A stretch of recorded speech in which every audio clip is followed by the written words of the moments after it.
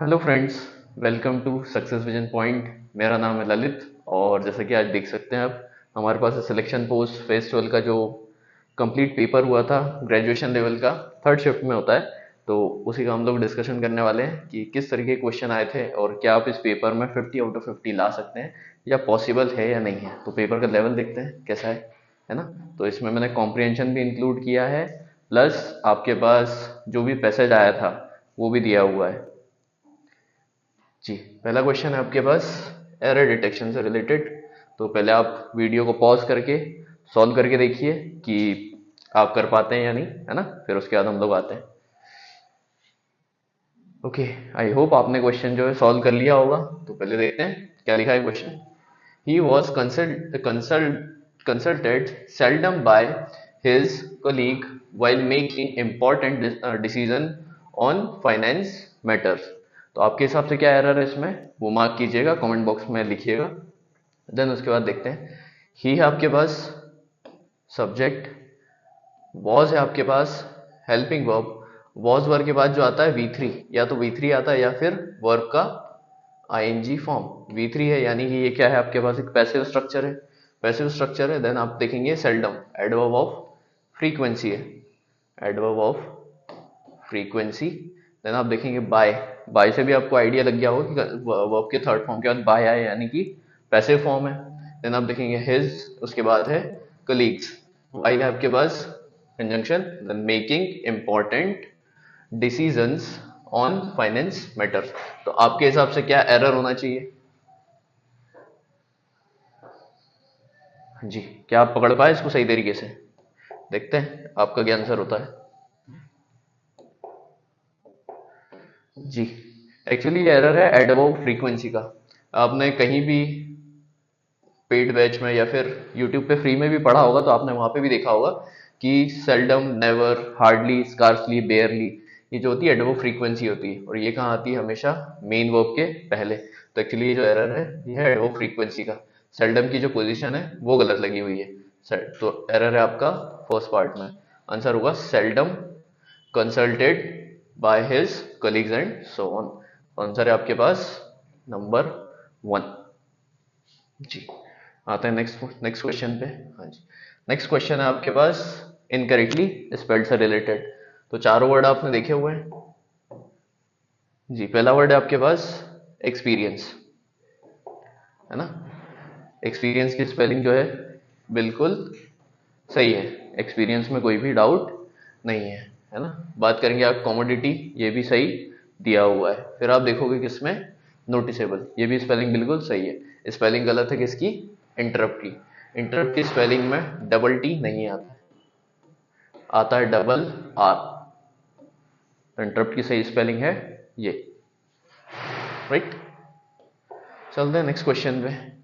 हाँ जी, next question है आपके पास, हाँ, appropriate meaning of underline idiom, idiom and phrases से रिलेटेड। तो we should teach our words not to look down upon anybody in human society. तो इस क्वेश्चन में ऐसा कुछ है नहीं, अगर आपको इसका मीनिंग पता है तो इसका मतलब सीधा होता है क्या? नील डाउन। तो आंसर है आपके पास नील डाउन, ना कि टॉक लीनियंटली, डिस्पाइस समबडी और गेस ऑन समथिंग। तो आंसर है आपके पास ऑप्शन फर्स्ट, नील डाउन। हाँ जी, आते हैं फोर्थ पे। एंटोनियम पूछा गया है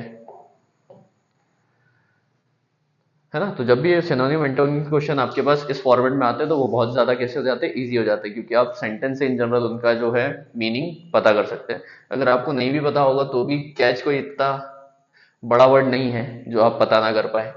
the bowler signalled the wicket keeper to catch the ball. Catch मतलब किसी भी चीज को पकड़ना, चेंज लाना, किसी भी चीज में परिवर्तन लाना नहीं हो सकता। थ्रो फेंकना नहीं हो सकता। गिव किसी चीज को देना नहीं हो सकता। आंसर एक ही हो सकता है, ड्रॉप, यानी किसी चीज को छोड़ना। आंसर है इसका ऑप्शन बी, ड्रॉप। हाँ जी, चलते हैं नेक्स्ट क्वेश्चन पे। क्वेश्चन है आपके पास सिक्स्थ, फिलर का क्वेश्चन है आपके पास। It is a proven fact that dash living being can survive without water any, neither का यहाँ कोई सेंस नहीं है क्योंकि आगे कोई आपको नॉट जैसा कुछ स्ट्रक्चर नहीं दिख रहा है। इसके बाद हो सकता है आपको ऑफ वाला स्ट्रक्चर दिखता तो मोस्ट प्रोबेबली ये ऑप्शन हो सकता था। देन आप करेंगे तो नन ऑफ के बाद भी आपको एक ऑफ वाला स्ट्रक्चर दिख सकता था। अगर आप सीधी सी बात करेंगे लिविंग, तो कोई भी नहीं जी सकता, यानी कि एनी लिविंग बीइंग। आंसर है आपके पास any living being can survive without water, यानी कि कोई भी नहीं जी सकता है। हाँ जी, नेक्स्ट आते हैं 7th पे, इजिएस्ट पार्ट। हाँ जी, क्वेश्चन है आपके पास किससे, डायरेक्ट इनडायरेक्ट से रिलेटेड। तो आप अगर ऑप्शन देखेंगे तो ये सारे ऑप्शन है आपके सामने जी। तो आपको दिया है किसमें, डायरेक्ट फॉर्म में दिया है और निकालना आंसर इनडायरेक्ट में। तो यहाँ पर आपको दिख रहा है अगर आपका रिपोर्टिंग वर्ब जो होता है वो किसमें होता है, पास्ट में होता है। तो देन अगर V2 है आपके पास, V2 चेंज होगा किसमें, हेड प्लस V3 में। हेड प्लस V3 देखते हैं ऑप्शन कहाँ पर है, यहाँ पर हेड के साथ V3 यहाँ है, यहाँ पर हैव दे दिया है तो ये ऑप्शन नहीं हो सकता। देन यहाँ पर भी क्या है, हेड के साथ V3 दिया हुआ है। देन यहाँ पर भी क्या है, अदर V2 दे दिया है। तो आप ऑप्शन एलिमिनेट तो करने में दो हट गए हमारे पास। देन लिखते हैं, आप अगर देखेंगे लास्ट नाइट का होता है प्रीवियस नाइट। इस ऑप्शन में आप अगर देखेंगे सेकंड में, तो यहाँ पर से वापस क्या कर दिया है, लास्ट नाइट यहाँ लगा दिया है। हाँ जी, देन देखेंगे आप इसमें देखेंगे तो आपको क्या दिख रहा है, द प्रीवियस नाइट दिख रहा है। आंसर हो जाएगा आपका 3, है ना। तो एक्टिव पैसिव के क्वेश्चन और डायरेक्ट इनडायरेक्ट के क्वेश्चन ये सबसे ज्यादा इजी हो जाते हैं एग्जाम में जी। वन वर्ड सिनोनिम है आपके पास, a person who investigates reports on and help settle complaints। हाँ जी, इसका आंसर सिंपल सा है, ऑम्बुड्समैन, है ना। आपने लोकपाल के बारे में सुना होगा, बैंकिंग लोकपाल, कि जो भी आपकी जो शिकायतें हैं उसको सुनता है और उसके ऊपर कोई एक एक्शन लेता है। तो आंसर है इसका ऑम्बुड्समैन, है ना कि सुपर ह्यूमन। सुपर ह्यूमन यानी कि जो हर एक तरीके की चीजें कर सकता हो या फिर इस दुनिया से इस तरीके से ऊपर हो। देन स्पोक्समैन भी इसका आंसर नहीं हो सकता, है ना, ये भी इसका आंसर नहीं है। आंसर है इसका ऑम्बुड्समैन जी। आते हैं इस पे, नेक्स्ट क्वेश्चन है आपके पास किसका, एक्टिव पैसिव से रिलेटेड। तो English will be taught by mister Jha, है ना। आपको क्या दिख रहा है, हेल्पिंग वर्ब के साथ बी दिख रहा है, प्लस यहाँ क्या दिख रहा है V3 एंड है बाय, यानी कि ये कैसा स्ट्रक्चर है, पैसिव। पैसिव स्ट्रक्चर है किसका, आप अगर देखेंगे सिंपल फ्यूचर का, सिंपल फ्यूचर। अगर विल बी के साथ V3 दिया है प्लस बाय दिया है तो आंसर में आपके पास विल प्लस V1 होना चाहिए। विल प्लस V1 देख लीजिए कहां पर है, एक ही ऑप्शन है ना। तो इतने इजी आते हैं एग्जाम में, और ये आपका एक्चुअल पेपर है, ना ऑप्शन हम लोगों ने सेट किए हैं ना ही कुछ घर से बनाए हुए हैं। तो ये ऑप्शन जो है पेपर से लिए गए पूरे। ओके, नेक्स्ट क्वेश्चन है आपके पास किससे रिलेटेड, सिनोनियम से रिलेटेड। सिनोनियम पूछा गया है किसका, एनवॉय का। चीफ का मतलब होता है आपका जो सबसे ऊपर हो, सुप्रीम की बात कर सकते हो आप, है ना, सुप्रीम होता है। देन आप देखेंगे रिसीवर, यानी कि किसी भी चीज को बियर करने वाला, बियरर बोल सकते हो, है ना, या किसी भी चीज को रिसीव करने वाला रिसीवर होता है। कैरियर और करियर दो आपने वर्ड सुने ही होंगे जब भी आप होमोफोन्स की बात करते हो या फिर आप किसी मतलब दो एक जैसे शब्द जो पढ़ने में सेम होते हैं उनकी बात करते हो। तो इसका एनवॉय का आंसर होगा सिंपल सा एम्बेसडर, है ना जी। आते हैं 11th क्वेश्चन पे, identified the incorrectly spelled word. तो इनकरेक्टली स्पेल्ड आपके पास वर्ड है कौन कौन से, was, then laughed and quite, और उसके बाद एक यहाँ दिया है विस्ट। तो वॉज की स्पेलिंग तो इन जनरल सभी को पता होती है, वॉज में कोई गलती नहीं है, यानी ए आपका आंसर नहीं है। देन लाफ्ट की स्पेलिंग भी बिल्कुल सही दी हुई है, बी भी आपका आंसर नहीं है। आप देखेंगे क्वाइट, क्वाइट की स्पेलिंग भी बिल्कुल सही दी हुई है, डी भी आंसर आपका नहीं है। दिक्कत है किसमें, विक्स की स्पेलिंग में। इसकी स्पेलिंग होती है WHISKED, ना कि KD। तो आंसर है आपका 3rd।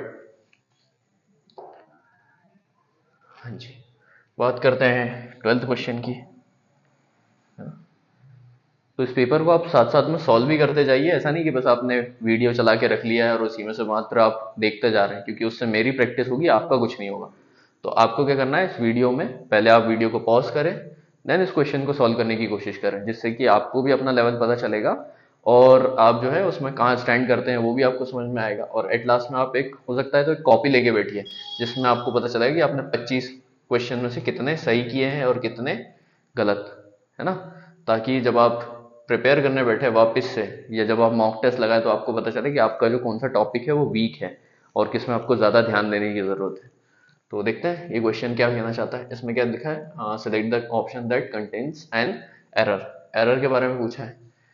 तो किंग सोलोमन आपके पास एक नाउन है, देन ऑफ है आपके पास प्रिपोजिशन, ऑफ कहाँ का, इजराइल का। इस जो है इस किंग सोलोमन के लिए बिल्कुल सही लगा हुआ है, यानी सिंगुलर है। सेड इसके बाद लगा रहा है V3। टू बी वाला स्ट्रक्चर है, ठीक है। देन वन है, वन ऑफ के बाद नाउन जो होता है हमेशा इसमें आता है, हाँ, वन ऑफ के बाद अगर यहाँ पर क्या दिए, सुपरलेटिव डिग्री दी हुई है। सुपरलेटिव डिग्री के पहले क्या आता है, आर्टिकल द यूज होता है। इसके अलावा और कोई भी एरर नहीं। तो आप इसको सब्जेक्ट वर्ब एग्रीमेंट का एरर मान सकते हो, या प्रोनाउन का एरर मान सकते हो, या आर्टिकल का एरर मान सकते हो, है ना। तो आंसर होगा आपके पास option second, one of the wisest man, now की one of a wisest man. Okay, 13th पे आते हैं। I have been yet to go to the flower exhibition at Delhi University। तो आंसर मतलब नो इम्प्रूवमेंट आपके पास जो है obviously नहीं दिया है, तो यानी कि ये तो गलत है ही, और गलत क्यों है वो भी देख लेते हैं। हैव के बाद बीन दिया है, यानी कि ये कैसा फॉर्म है, पैसिव फॉर्म है।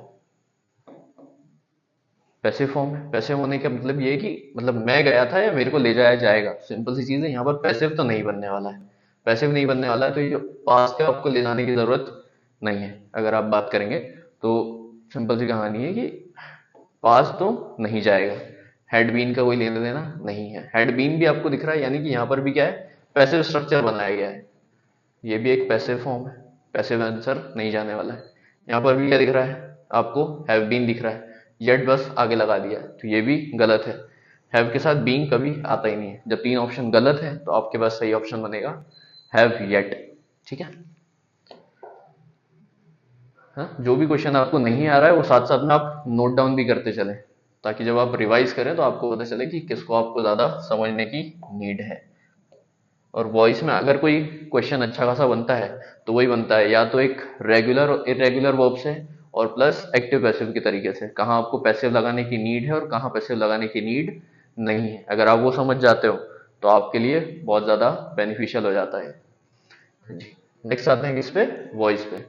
तो वॉज वर के साथ V3 दिया हुआ है, वॉज या वर के साथ V3।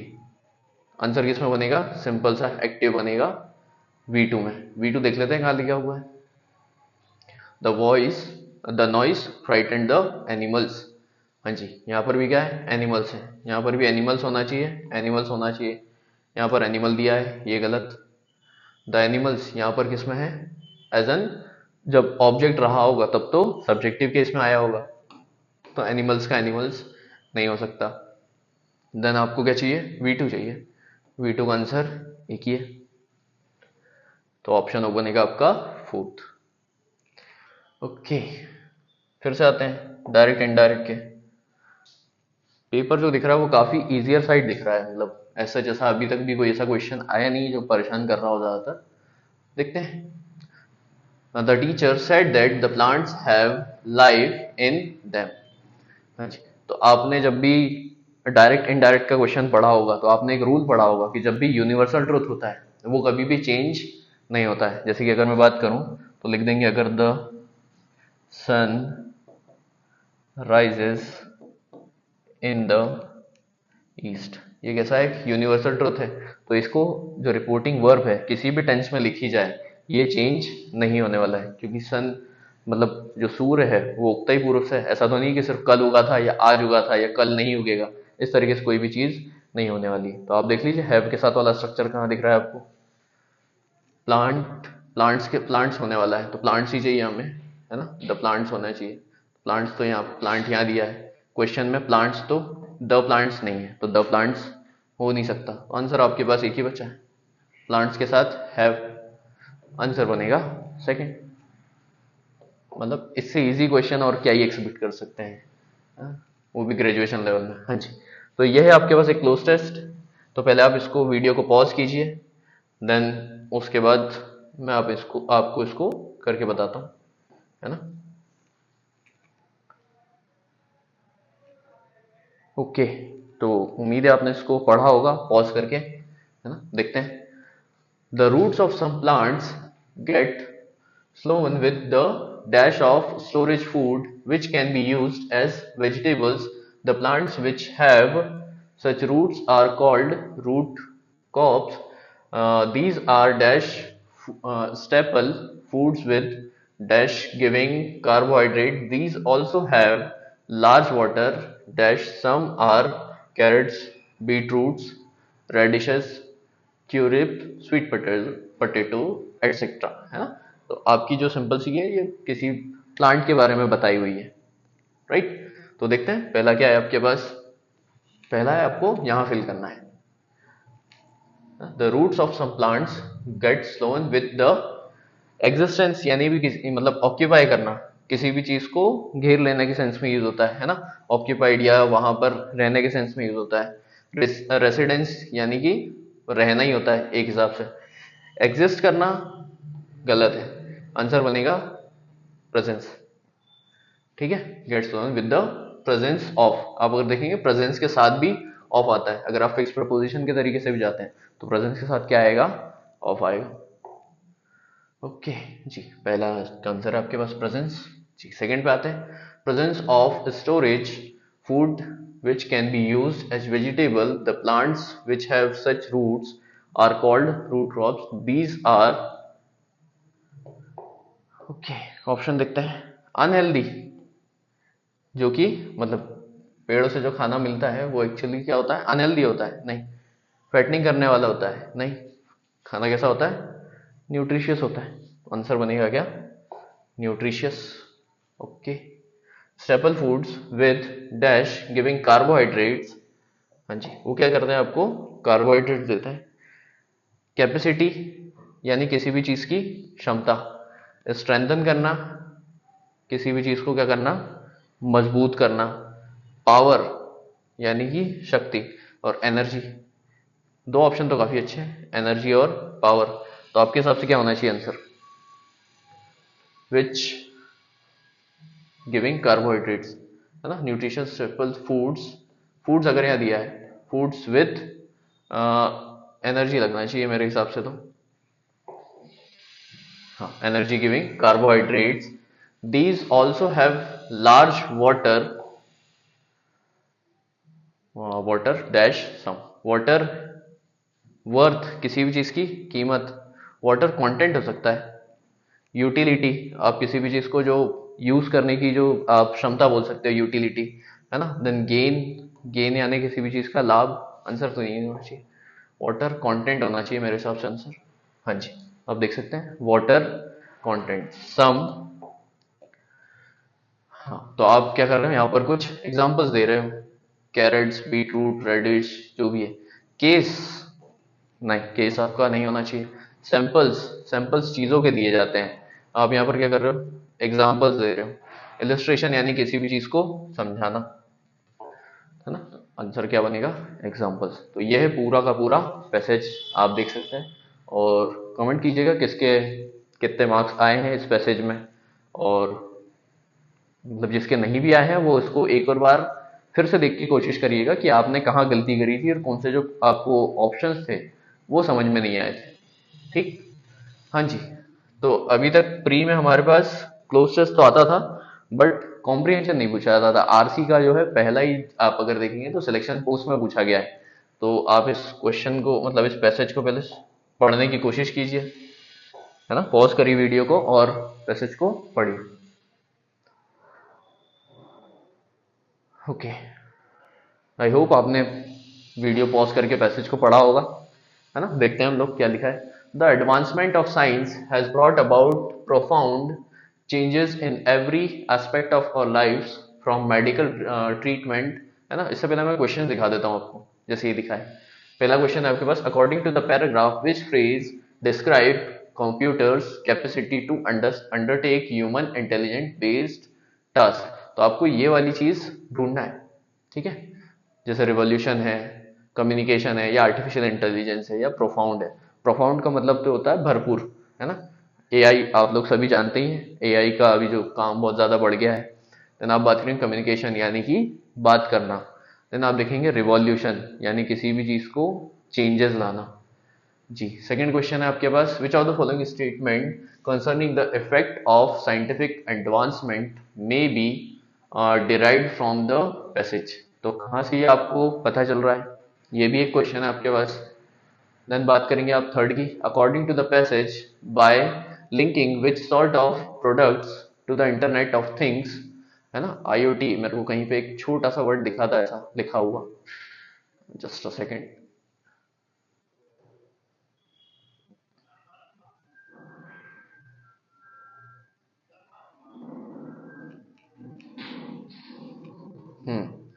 इंटरनेट ऑफ थिंग्स, मेरे को ये कहीं ना कहीं दिख रहा है ना। तो ये इस वाली लाइन को बड़ा ध्यान से पढ़िएगा, आपको हो सकता है इसमें कोई आंसर मिल जाए, राइट। हाँ जी, internet of things provide improved resource management, एक क्वेश्चन ये आपके पास। देन सेकंड लास्ट क्वेश्चन है, which of the following best captures the underlying theme of the passage. यानी कि आपको इसका क्या है, क्रक्स निकालना है कि किसके ऊपर है बेसिकली ये पैसेज। देन लास्ट पे आपके पास क्वेश्चन है, which technologies are stated in the text as utilizing renewable or green energy resources, right? So this will be the last questions, last 5 question बचे हैं आपके पास। हाँ जी, तो पढ़ते हैं हम लोग, कहाँ पढ़ते हैं। The advancement of science has brought about profound changes in every aspects of our lives, from medical treatment to the way we communicate. The capacity of artificial intelligence, sometimes known as AI, to accomplish jobs that previously required human intellect has caused a revolution in number of different sectors. The altering of organism genetic composition, which is made possible through genetic engineering, provides answers for issues relating to food security, है ना। तो ये मोटा मोटा जो है आपकी बात कर रही है किस पे, एआई के ऊपर और साइंस ने जो भी काम किए हैं उसके ऊपर। तो देखते हैं, पहले आपको कहीं इसका आंसर मिला, according to the paragraph which phrase describes computers capacity to undertake human intelligence based task. जी, क्या है इसका आंसर आपके हिसाब से। जैसा कि मैंने आपको बताया था, अगर आपकी वोकेबलरी भी ठीक ठाक होगी तो भी आप इसका आंसर निकाल सकते हो।